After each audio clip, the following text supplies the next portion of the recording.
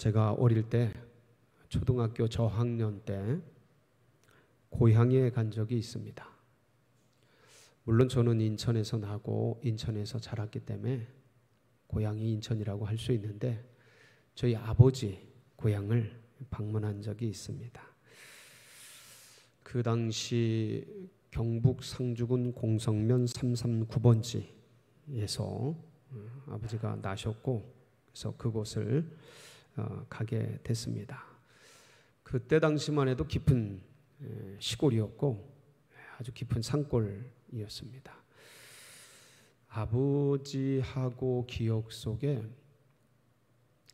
그렇게 좋은 추억들을 많이 만들질 못했습니다.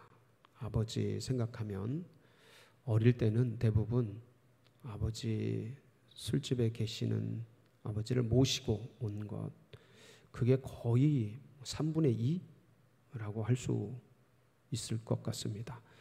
나머지 아주 작은 부분 깨어 계실 때 그때도 그렇게 좋은 추억들이 많지 않은데 이 시골에 고향에 간 것은 제 가슴에 노스텔지어처럼 참 너무 좋게 새겨져 있습니다. 그래서 그런 생각이 들더라고요. 애들이 어릴 때 어머니 아버지가 좋은 데를 많이 데리고 가면 그게 일생의 좋은 추억으로 가슴속에 좋은 향기로 남아있는 것 같습니다. 많이 하시기 바랍니다. 그래서 그 고향에 갔는데 고향에 간다길래 얼마나 좋습니까? 인천에서 상주가 얼마나 먼 거리인지 그때 몰랐습니다. 어떻게 가는지도 모르고 뭘 타고 가야 되는지도 잘 몰랐습니다. 근데 좋은 겁니다. 너무 좋은 거예요. 거기 가면 뭐를 할 수 있을까? 아버지가 늘 상주에는 꽃감이 많이 난다고 그러셨는데 가면 꽃감 먹을 수 있나? 누구를 만나나? 하여간 그 어린 심정에 그런 여러 가지 그 기대와 소망들이 넘쳤습니다. 여기서 전철을 타고 기차를 타고 버스를 타고 거기까지 가는 길을 어떻게 가야 되는지, 그 다음에 사실 비용이 많이 들어가지 않겠습니까? 비용이 얼마나 드는지, 거기를 누굴 만나야 되는지, 거기서 어떻게 가야 되는지 아무 염려가 없었습니다. 그 생각도 안 났어요. 그냥 떠나가는 거, 시골 간다, 너무 좋겠다. 기대감만 충만했지요. 왜 그렇습니까? 왜 아무 걱정이 없습니까? 아버지가 같이 가시니까.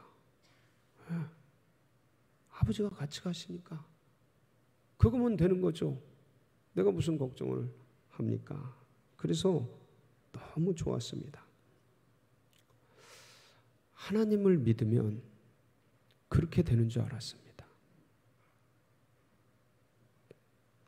알아서 하나님이 다 해주는 줄 알았습니다. 그러니까 인천에서 상주까지 갈 때 염려, 근심 없이 그렇게 간 것처럼, 아버지가 알아서 다 해주신 것처럼 하나님을 믿으면 이 땅에서 천국 갈 때까지 모든 필요한 거 알아서 하나님이 다 해주시는 줄 알았습니다. 왜 예수님 믿으면 그런 얘기 하지 않습니까? 예수 믿으면 만사 형통하고 하나님을 만나면 인생의 방황과 고난은 끝이고 행복과 축복이 시작이고 열려진다. 할렐루야. 그렇게 늘 얘기하고 늘 말씀하고 그 축복만 떨어진다고, 그래서 그렇게 다 될 줄 알고 있는 거죠. 근데 그게 아닌 거예요. 물론 이게 후일에 깨달아지면 합력해서 선이 되고 은혜가 되고 그건 나중에 이제 영적으로 은혜가 있고 하나님을 좀 알고 그래서 후일에 다 그렇게 된다라는 것을 나중에는 깨닫는데, 이게 주님 믿을 때 그렇게 된다 그랬는데 아닌 거예요.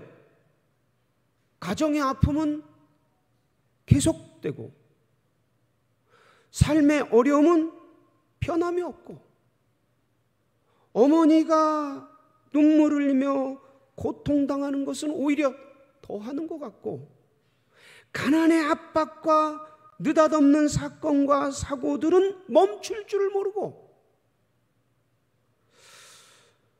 아니 하나님 아버지를 믿으면 주신다는 그 만사 형통은 다 어디로 갔는지,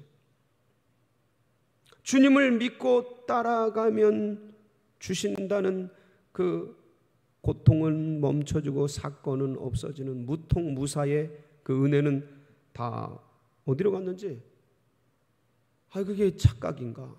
그게 오해인가?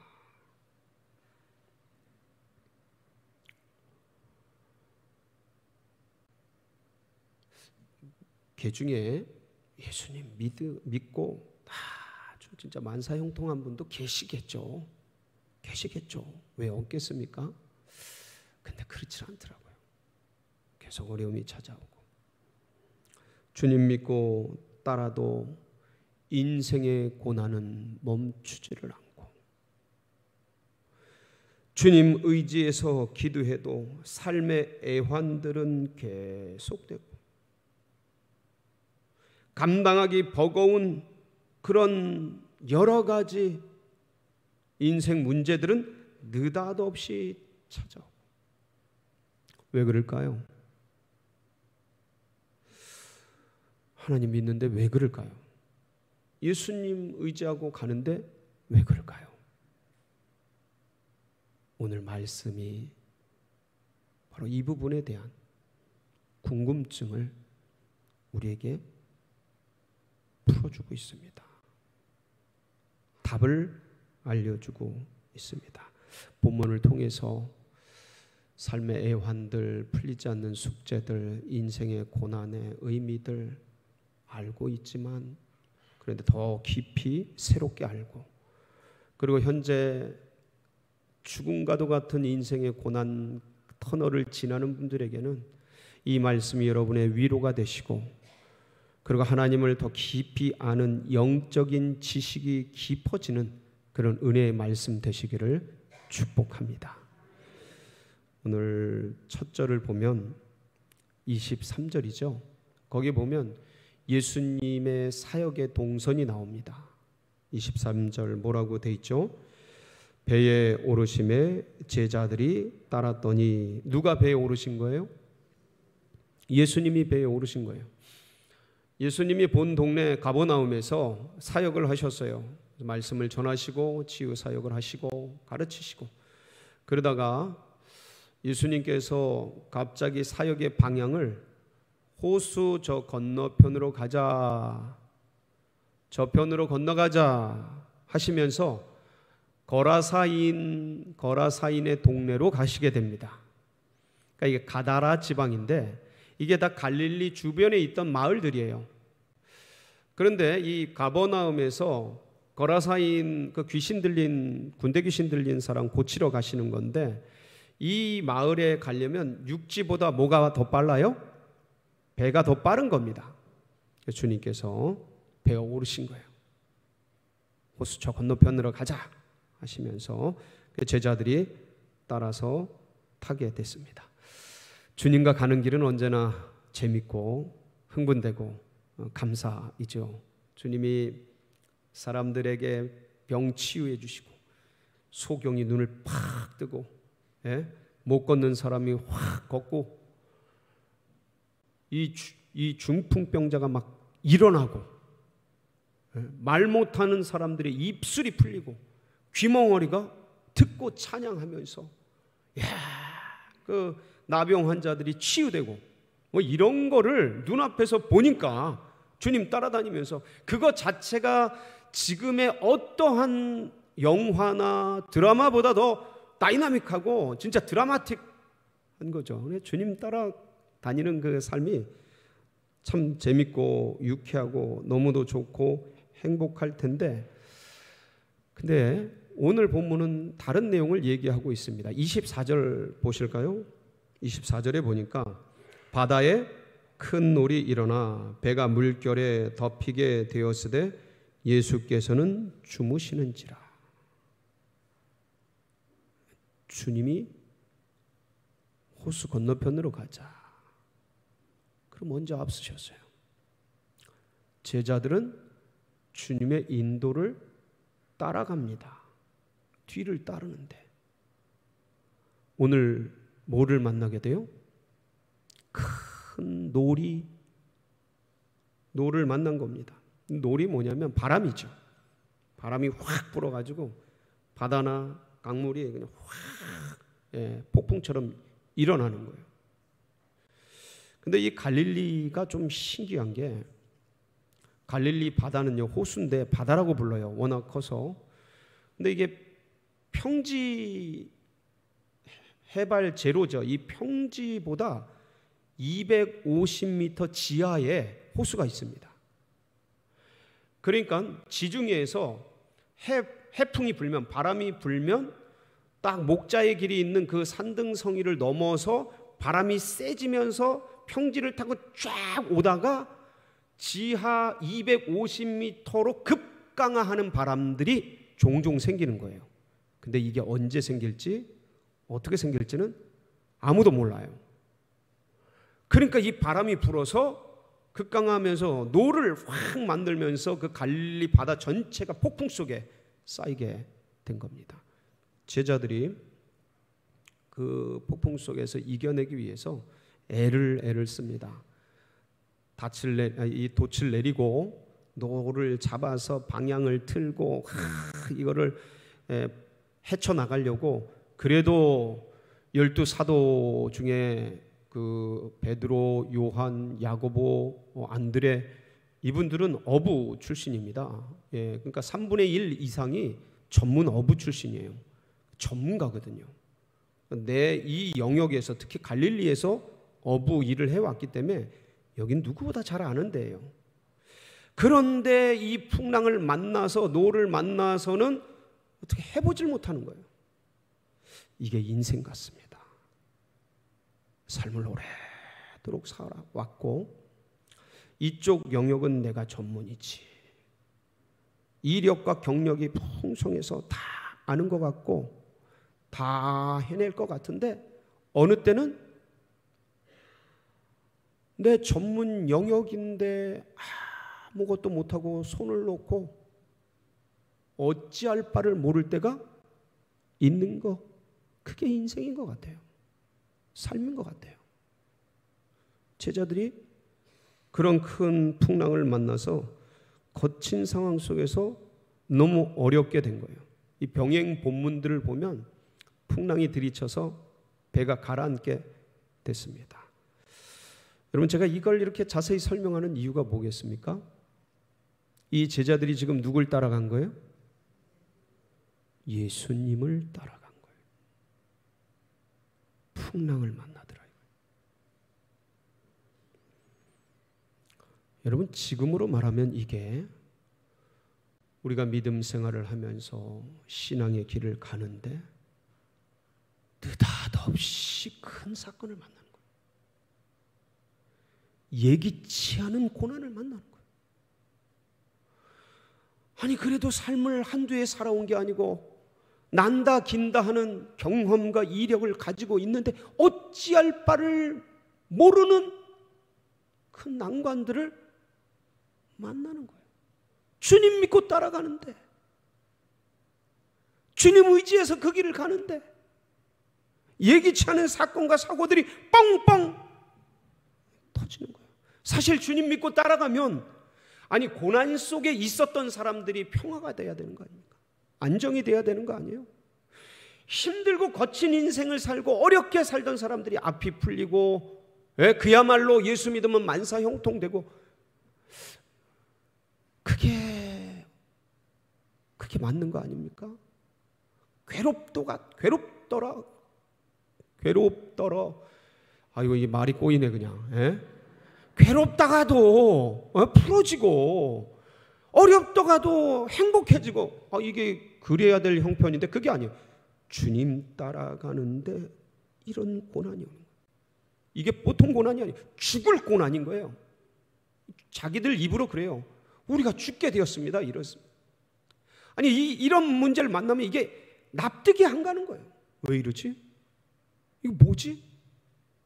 내가 그래도 믿음 생활하고 신앙의 길 가는데 왜 이런 거야? 왜 이런 일이 생기는 거지? 이해가 안 되는 거죠. 이 상황과 환경이 해석이 안 되는 거예요. 아니, 진짜 어렵다가도 편해져야 되는데, 잘 살았는데, 즐겁게 왔는데 갑자기 이게 웬일인가? 근데 거기서 더 괴로운 게 있어요. 폭풍 치는 갈릴리 바다에서 사투를 벌여요. 제자들이. 여러분, 이 사투하는 장면이 병행 본문인 마가복음 4장 37절 38절에는 이렇게 기록이 되어 있습니다. 같이 한번 읽어볼까요? 큰 광풍이 일어나며 물결이 배에 부딪혀 들어와 배에 가득하게 되었더라. 예수께서 고물에서 베개를 베고 주무시더니 제자들이 깨우며 이르시되 선생님이여 우리가 죽게 된 것을 돌보지 아니하시나이까 하니. 물결이 막 들이쳐서 배에 가득한. 여러분, 바다에서 배에 물이 가득하면 어떻게 되는 거예요? 침몰하는 거죠. 깔아앉는 거죠. 답이 어디 있어요? 죽게 된 거죠. 근데 주님 뭐 하고 계셔요?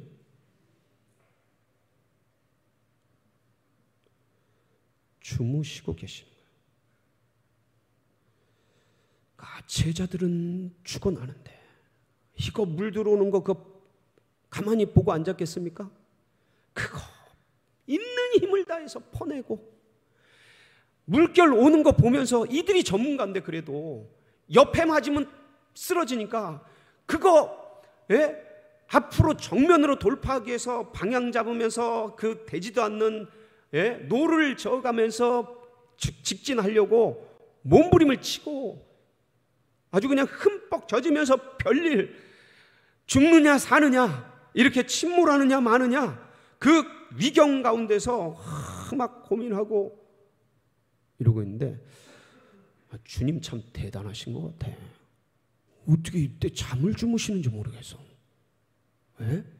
아니 주무시다가도 깨실 것 같은데 깊은 잠을 주무시고 계셨어요. 피곤하셨겠죠. 전심 어린 사역 때문에. 근데 여러분 생각해 보세요. 이때 제자들의 마음은 어땠을까?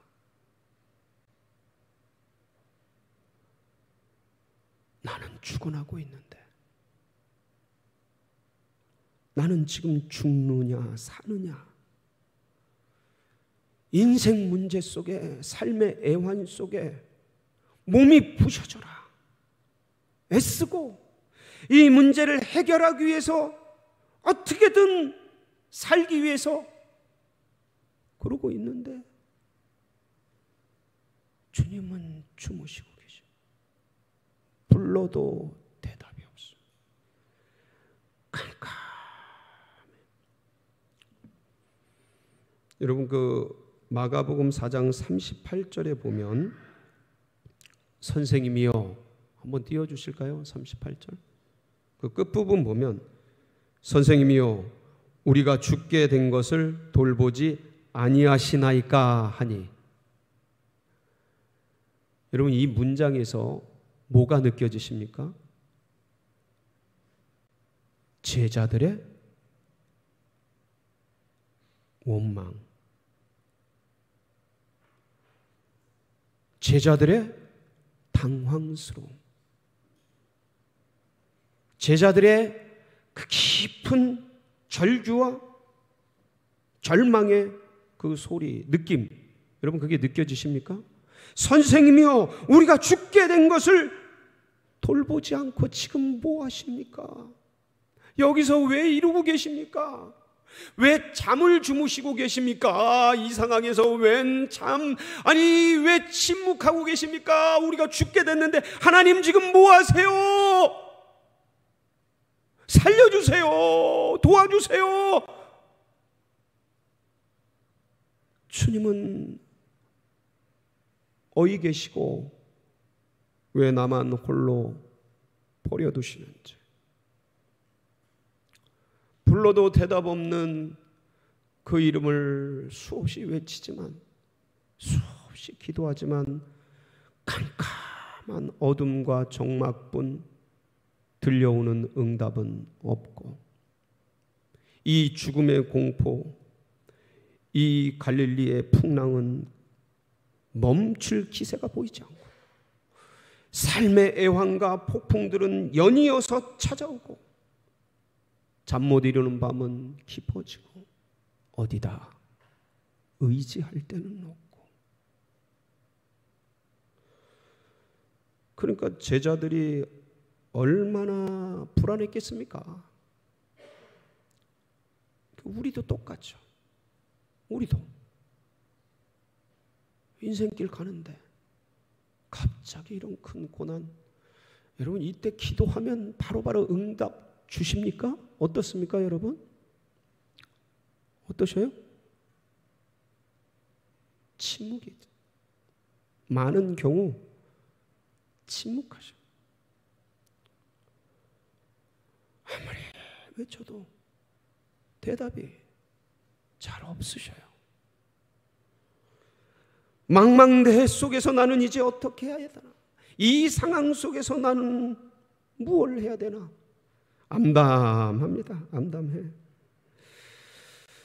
그렇게 풍랑과 고통 속에 어려움에 던져져 있을 때 제자들이 예수님을 깨우죠. 깨웁니다. 그때 주님이 일어나셔서 뭐라 그러셨죠? 말씀을 보면 어찌하여 무서워하느냐. 한번 같이 해보실까요? 어찌하여 무서워하느냐. 여러분 이 말씀 속에서는 뭐가 느껴지십니까? 어찌하여 무서워하느냐. 예수님께서 제자들에게 말씀하시고, 그러니까 제가 전에도 말씀을 드렸지만 주님께서는 우리의 오감을 만드신 분이에요. 그러니까 어떤 사건을 부딪히면 무서워하고 불안해하고 두려워하고, 그 다음에 어떤 일들을 갑자기 당하면 놀라고, 또 어떨 때는 화를 내고 눈물을 흘리고 슬퍼하고, 이런 좋아하고 기뻐하고 이런 감정들을 주님은 만드신 분이에요. 그래서 그렇게 하는 거에 대해서는 뭐라고 하실 분이 아니십니다. 이 말씀은 뭘까요? 어찌하여 무서워하느냐. 왜 두려움에 빠졌느냐. 그러니까 무서움과 두려움에 대해서 뭐라고 하시는 게 아니에요. 왜 거기에 빠졌느냐. 왜 거기에 사로잡혀 버렸냐. 그렇죠? 왜 내가 너희와 같이 있는데 그렇게 두려워 떨고만 있느냐. 이 말씀 아니겠습니까? 너희와 같이 있는 내가 누구인지 아직도 모르겠느냐. 이 풍랑 속에서 내가 어떤 존재인지 그거를 여전히 모르겠느냐. 이게 한마디로 어찌하여 무서워하느냐의 마지막 본질은 너네 믿음 어디 있니? 이 소리예요. 너희들 믿음이 어디 있느냐? 너희들 믿음 언제 쓸래? 그 믿음 어디다 쓸래?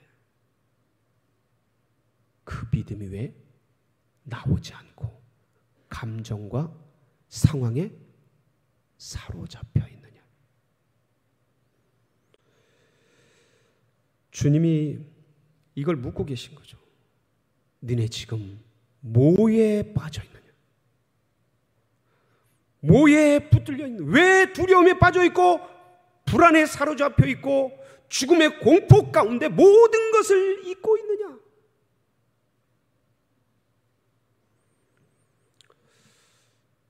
혹시 우리는 이런 실수하고 있는지 아닌지, 이런 실수를 하고 있는 건 아닌지. 그러니까 나와 함께 계신 그분이 누구신지에 대해서 놓쳐버리는, 상황과 환경 속에 매몰돼서 내가 지금 믿고 따르는 그분이 누구신지에 대한 그 모든 것들을 망각해버리고 있는 그런 실수를 하고 있는 것은 아닌지.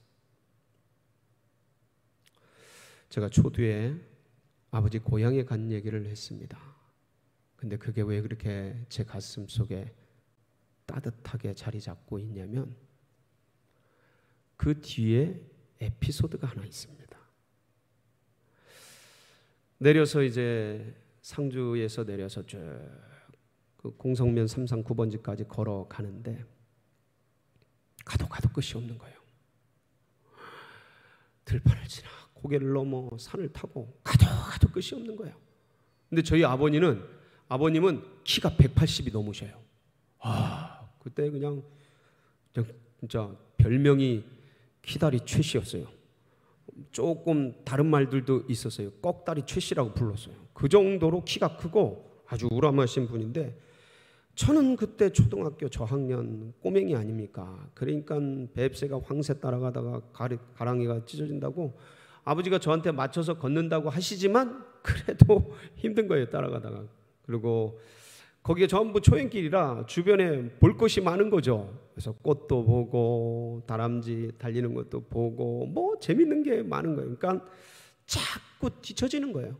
늦어서 뒤처지고, 다른 거 보다가 주변 상황에 뭐 이렇게 보다가 처음 신기하니까 보다가 자꾸 뒤처지는 거예요. 아버님이 계속 같은 말 그래요. 빨리 와라, 어서 와라, 아빠 따라와라, 어딜 그렇게 보내, 자꾸 와라. 참 많은 얘기를 하셨어요. 근데 그냥 그렇게 자꾸 뒤처져서 가다 보니까 어떻게 하셨어요? 전에 얘기했지. 아버지가 없어진 거야. 아버지가 없어진 거야. 눈앞에 안 보이는 거야. 눈앞에 없으면 없어지신 거잖아요. 어릴 때는 아버지! 그러면서 그냥 그 언덕길을 확 뛰어가 보고 어디서 힘이 났는지 그냥 뛰어가서 보니까 앞에 안 계셔. 어떻게 된 거야? 그러면서 또 뒤로 돌아가지고 뺑 갔는데 뒤에도 안 계셔. 왔다 갔다 하다가 아버지 어디 간 거예요? 도와주세요. 어떻게 된 거예요? 막 울며 찾아다니는데 안 계셔요. 그래서 땅에 털썩 앉아서 막 울고불고 하고 있는데 아버지가 숲속에서 쑥 나오시는 거예요.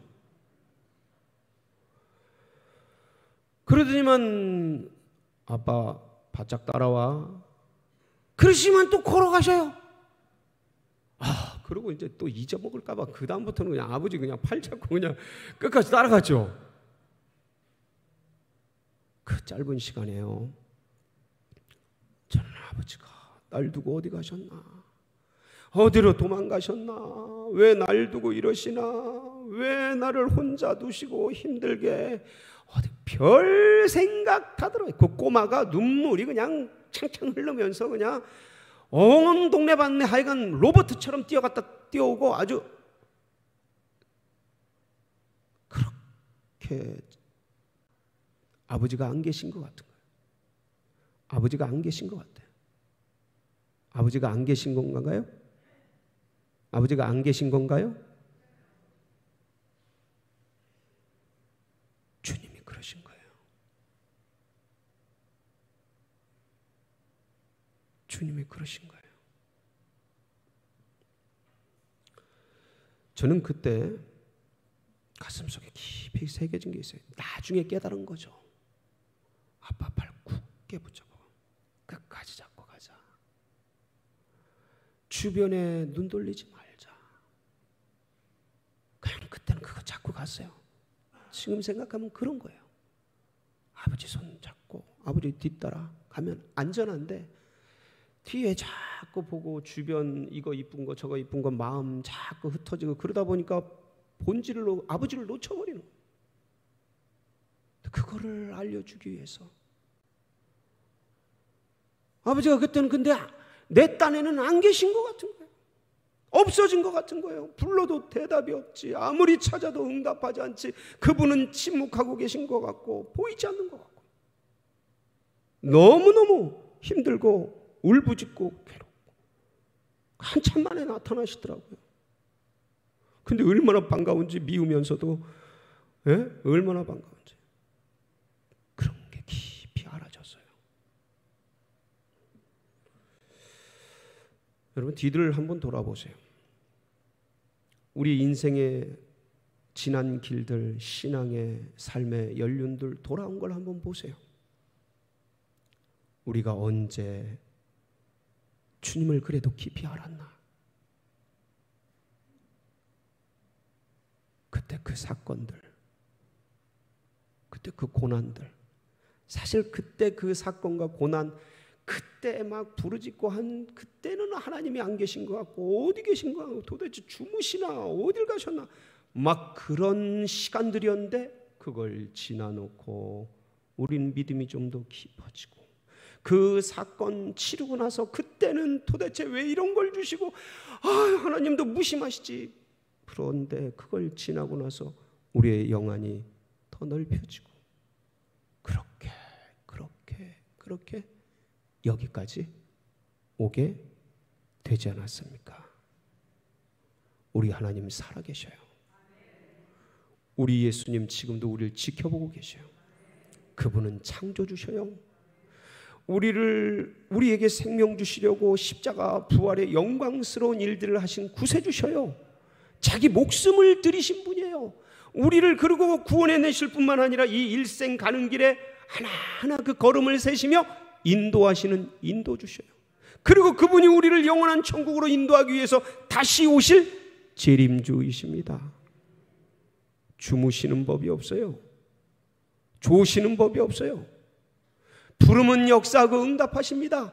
근데 그때는 침묵하고 계신 것 같은 거예요. 그때는 내가 상황과 환경과 감정 속에 빠져서 안 보이시는 것 같은 거예요.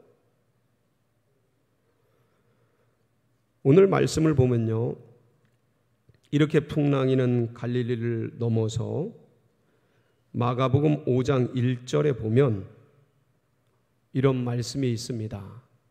혹시 마가복음 5장 1절이 준비가 됐나요? 네, 한번 띄워주실까요? 예. 불러도 저분들도 응답이 없네요. 제가 봉독해 드리겠습니다. 예수께서 바다 건너편 거라사인의 지방에 이르러, 폭풍이는 갈릴리를 건너서 거라사인의 지방에 은혜 중에 잘 도착하게 됩니다. 사랑하는 성도 여러분, 혹시 지금 폭풍의 터널을 지나고 계십니까? 사망의 음침한 골짜기에서 고통스러워하시고 절규하고 계십니까? 지난날의 삶을 돌아보세요. 지금보다 더 아프고 지금보다 더 힘들고 지금보다 더 괴로웠던 그 순간을 놀랍게도 주님이 통과하게 하시고 우리를 더 깊은 곳으로 인도해 주셨습니다. 이것도 지나가게 하실 줄 믿습니다.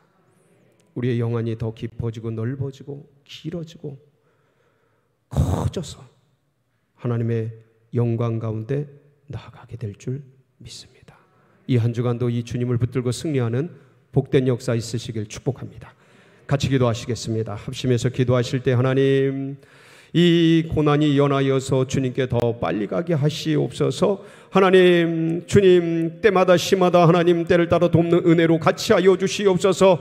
하나님 도와주시고 역사하시고 이것도 지나가게 하여 주옵소서. 합심해서 기도하며 나갑니다.